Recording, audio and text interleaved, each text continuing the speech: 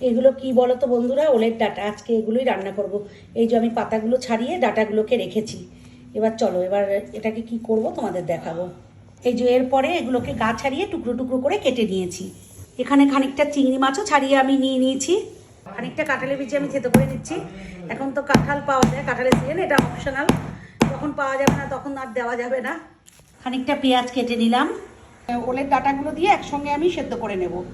এবার খানিকটা নুন দিয়ে আমি সেদ্ধ বসিয়ে দেবো। কয়েকটা সিটি দেওয়ার পরে আমি প্রেশার কুকারে জল ধরিয়ে দিলাম। কড়াইতে খানিকটা তেল দিলাম। এরপরে একটু শুকনো লঙ্কা দিলাম, একটু কালো জিরেও দিলাম। তার উপরে পেঁয়াজগুলো সব দিয়ে দিলাম। হলুদ দিলাম, নুন দিলাম, একটু কাশ্মীরি লঙ্কা দিলাম পুরো।